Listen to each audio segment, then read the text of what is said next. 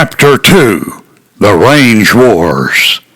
In late 1913, Pancho Villa and some 9,000 of his pelados swept across eastern Chihuahua, overwhelming the smaller forces of the Federals under General Pascual Orozco.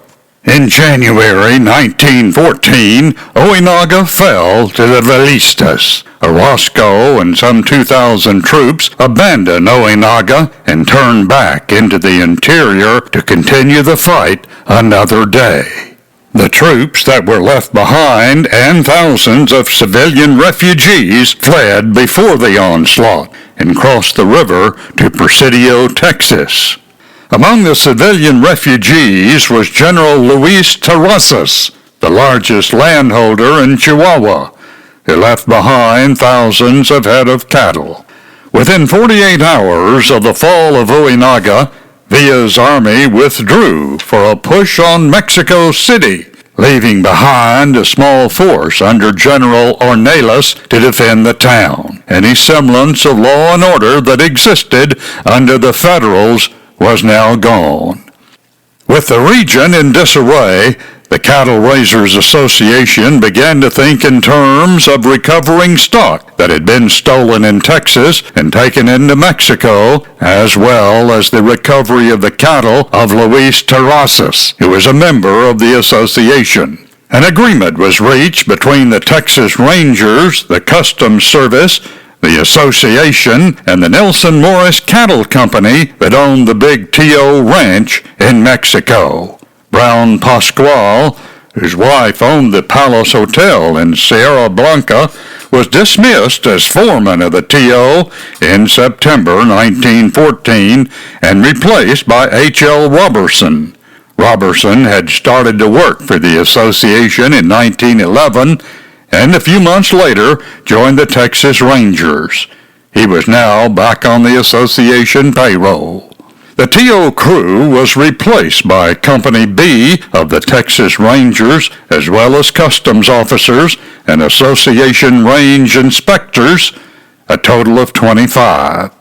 Customs Inspector Joe Sitter was in charge of the operation.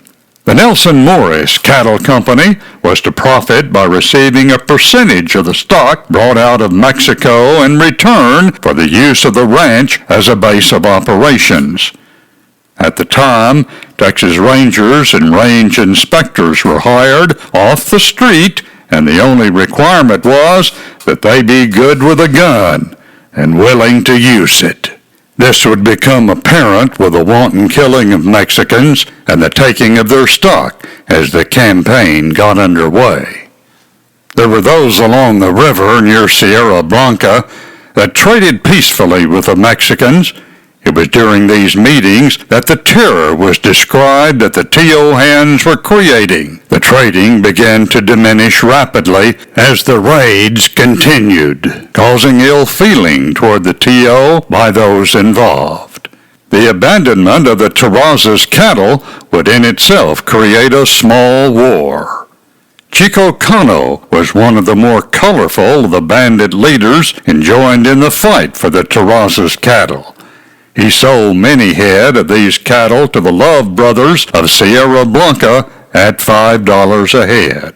Other ranchers along the upper Big Bend would hire crews to enter Mexico to bring out Terrazas stock, creating competition in the enterprise that would in time cause the death of Joe Sitter.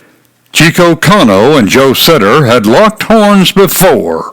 In February 1913, Customs Inspectors Joe Sitter and Jack Howard and Association Range Inspector Ad Hardwick arrested Cano for rustling horses. It was a rarity at the time if a Mexican prisoner ever made it to jail, usually being shot while attempting to escape. Fearing that Chico Cano would be killed with the lawmen, his brother Manuel and two others set up an ambush on the mountain trail to rescue him. Jack Howard was mortally wounded with a shot in the chest and would die 2 days later. Joe Sitter's head was grazed by a bullet and Ad Hardwick was shot in the leg. Chico Cano escaped into Mexico, and thereafter was a target for lawmen as well as American troops. It was natural that he would also be sought after by the T.O. crew, the lawmen that occupied the T.O. in Mexico. Soon after they took over the ranch, they engaged Cano's men in a gunfight below Sierra Blanca that resulted in Bill Holt being shot in the leg.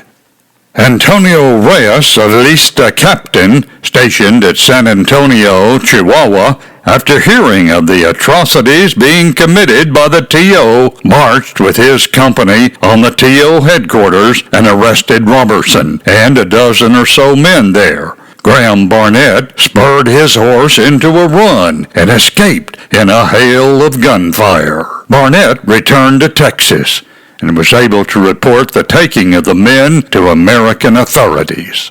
Roberson and the others were taken to Ojinaga and jailed for 2 days and nights before Pancho Villa, under pressure from the U.S. government, ordered their release.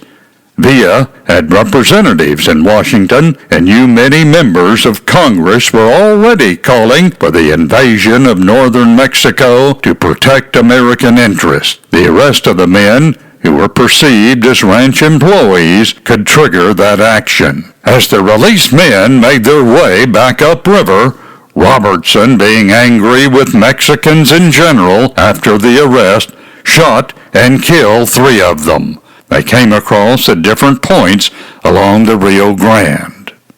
Foot Boykin was one of those who traded with the Mexicans from his ranch on the river. He had first come into the area in 1907 at age 28, and later that year attended a weekend dance at the Dick Love Ranch where he met his future bride, Bertie Morton. His matched team of blacks and rubber-tired buggy helped catch her eye. The couple married in 1909, and their first home was a 2-room adobe on 5 sections that Boykin had homesteaded on the river, 8 miles above Indian Hot Springs. By 1915, the Boykins had prospered to the point of building a new home in town and acquiring a second ranch 25 miles north of Sierra Blanca on which he pastured T.O. horses. At the time, the couple had 2 daughters and 3 sons, ages 1 to 5. By January 1915, the T.O. crew had brought some 700 head of cattle out of Mexico. 10% of these were cut out to be driven to the Boykin pasture north of Sierra Blanca as the Nelson Morris Cattle Company's share. H.L. Robertson, Elmer Dumont, and 19-year-old Walt Sitter, the son of Customs Inspector Joe Sitter, headed upriver with the herd. 3 days were spent on the trail to Sierra Blanca, with the night of January 14th spent on the Dick Love Ranch.